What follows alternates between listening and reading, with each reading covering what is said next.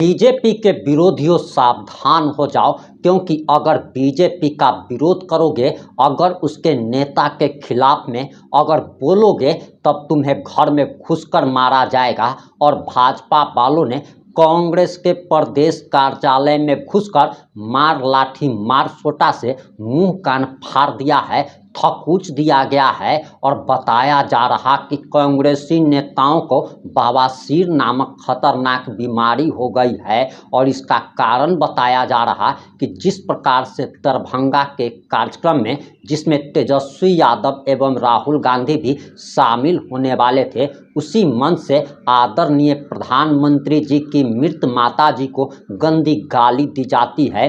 और इसके बाद भाजपाई आक्रोशित हो जाते हैं और राजधानी पटना में तो भयंकर बवाल हो गया। इतना लाठी सोटा खींच खींच कर कांग्रेसियों के पिछवाड़े पर मारा गया है कि इनको बवासीर नामक खतरनाक बीमारी हो गई है। और आखिर पूरा मामला क्या है, पूरा मामला इस बात से 8 मिनट की रिपोर्ट में हम आपको बताने जा रहे हैं।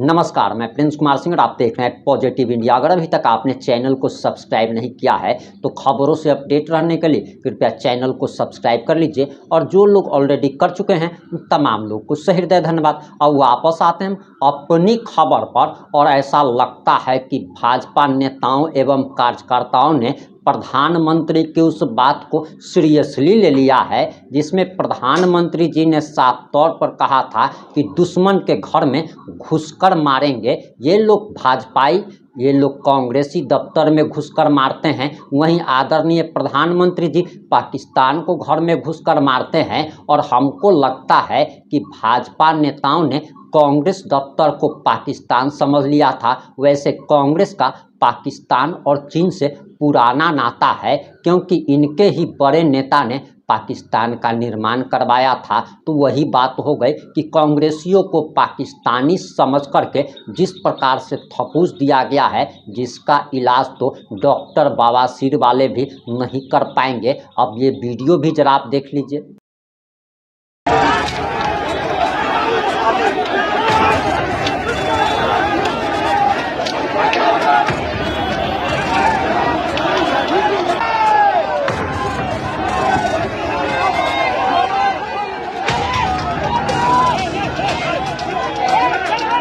साम्राज्य के किसी भी राजा ने किसी महिला को अपमानित करने का कार्य किया हो। आज राहुल गांधी जी और तेजस्वी यादव जी जिस भाषा में बात कर रहे हैं और उनके से सीख करके उनके द्वारा बढ़ावा देने के कारण जिस भाषा में उनके लोग बात कर रहे हैं, यह बहुत ही निंदनीय है। जिस प्रकार की भाषा का प्रयोग माननीय प्रधानमंत्री जी की माता के लिए हुआ है, यह जितनी भर्त्सना की जाए कम है। और देश इन लोगों को सबक सिखाएगा। ये लोग जिस राजनीतिक फायदे के लिए इस तरह की घटिया हरकतें कर रहे हैं, उनका जवाब बिहार ईवीएम से देगा। लालू के जमाने में भी उनके बुलेट का जवाब बैलेट से उनको मिल चुका है। और तेजस्वी और राहुल गांधी के जो ये कुशासन की यात्रा चल रही है कि एक शब्द वह बिहार के विकास पर नहीं बोल रहे हैं, उनका कोई एक मॉडल नहीं है। केवल एक ही बात कर रहे हैं कि वोट का अधिकार छीना जा रहा है। क्या राहुल गांधी धांधली से सांसद बने हैं? क्या तेजस्वी यादव की बहन मीशा भारती किसी वोट चोरी से सांसद बनी है? अगर राहुल गांधी ने कुछ गड़बड़ करके वह सांसद बने, वो बताएं। उन्हीं के मॉडल से सब कोई जान लेगा।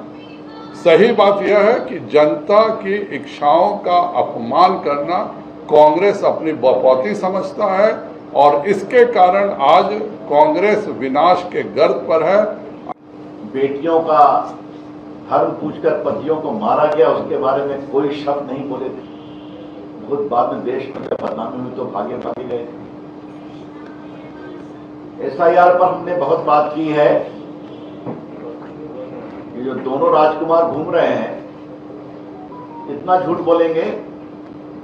ये बात हमने पहले भी कही है कि अगर 21 लाख मरे हैं तो उनको वोटर रहना चाहिए क्या? अगर 7 लाख लोग एक से अधिक जगह वोटर हैं तो उनको वोटर लिस्ट में रहना चाहिए क्या? अगर 35 लाख लोग यहाँ नहीं पाए गए तो क्या उनको वोटर लिस्ट में रहना चाहिए क्या? यही तो चुनाव आयोग कर रहा है। और आपकी जमीन अडानी अंबानी को दे दी जाएगी। क्या राहुल गांधी कोई बेशर्मी की पराकाष्ठा करेंगे आप? क्या मतलब है इसका? कितना झूठ बोलेंगे आप? और याद करिए, आज यहां बताना जरूरी है, जो मैंने पहले भी बताया था कि महाराष्ट्र के चुनाव में इन लोगों ने संविधान बदलने की बात कही, तो इसमें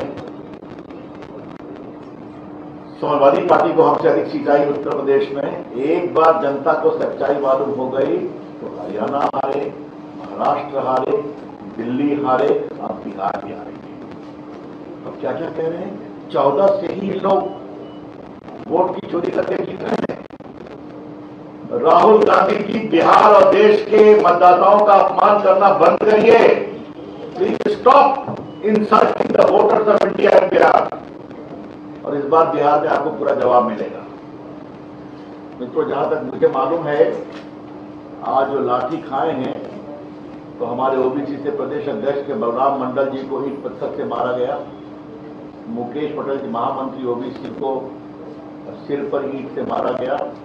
सुनील कुमार महतो ओबीसी को ईंट पत्थर से डंडा से मारा गया।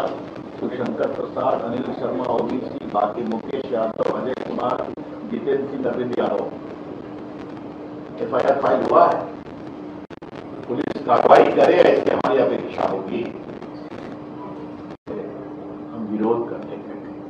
तो सदाकत आश्रम में कांग्रेस का दफ्तर है और ये कांग्रेसी कहते राजन बाबू का निवास है। राजन बाबू की कितनी चिंता की आज हम पटना के पत्रकार मित्रों को बताना चाहेंगे कि जब मैं राज्यसभा का एमपी बना तो कांग्रेस राजेंद्र बाबू जिस छप्पड़ फूस में रहते थे उसका सुधार मैं नहीं करवाया था। मैं कुछ नहीं करवाया। और बाद में कुछ उद्योगपतियों ने जो पीछे उनके लिए रहने का इज्जतदार घर बनाया था उसका भी मेरे संसदीय फंड से इंप्रूवमेंट मैंने ही किया था। तो ये है कांग्रेस पार्टी के सदाकत आश्रम। क्या राजेंद्र बाबू, क्या मौलाना मजदूर हक किसी के लिए ठीक काम नहीं किया? ये क्या बोलते हैं? तो मित्रों, इसकी बहुत ही भर्त्सना करते हैं। बिहार की जनता बहुत जवाब देगी। इस तरह के क्रूर हमले का पुलिस कार्रवाई करेगी। इस विषय को पूरे प्रदेश में बहुत गंभीरता के साथ हम रखेंगे। देखो मित्रों, सोचने की बात है। एक तरफ हमारे प्रधानमंत्री की मां का अपमान, आज नीतीश बाबू की सरकार में देखिए कि 2,70,00,000 परिवार हैं तो हर महिला को 2 लाख और 10,000 रुपया एडवांस देने का निर्णय किया गया है। ये सोचने की बात है। आजीविका दीदी को भी आप देखते हैं। एक तरफ माताओं बहनों का ये अपमान और एक तरफ प्रधानमंत्री की मां का अपमान। ये बिहार देख रहा है।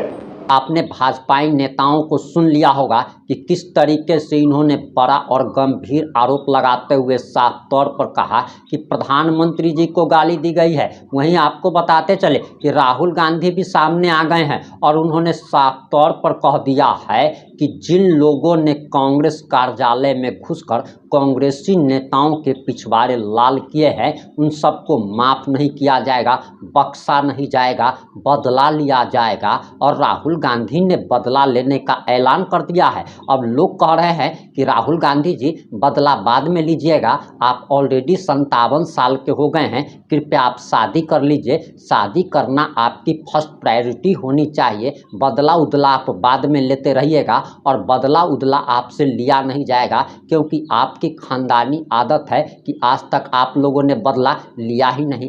चीन को कुछ सौंप दिया, फिर पाकिस्तान को सौंप दिया, और 1971 की उस लड़ाई को कौन भूल सकता है जब हमारे हजारों सैनिकों को पाकिस्तान ने बंधक बनाया था, लेकिन पाकिस्तान से वो सैनिक वापस नहीं लाया गए। जबकि इंदिरा गांधी जो उस समय की तत्कालीन प्रधानमंत्री थी, उन्होंने 71,000 से ज़्यादा पाकिस्तानी सैनिकों को रिहा करने का आदेश दिया था। अब आपकी क्या प्रतिक्रिया है? अपनी प्रतिक्रिया जरूर दीजिएगा। जुड़े रहे हमारे साथ। जय हिंद, जय भारत।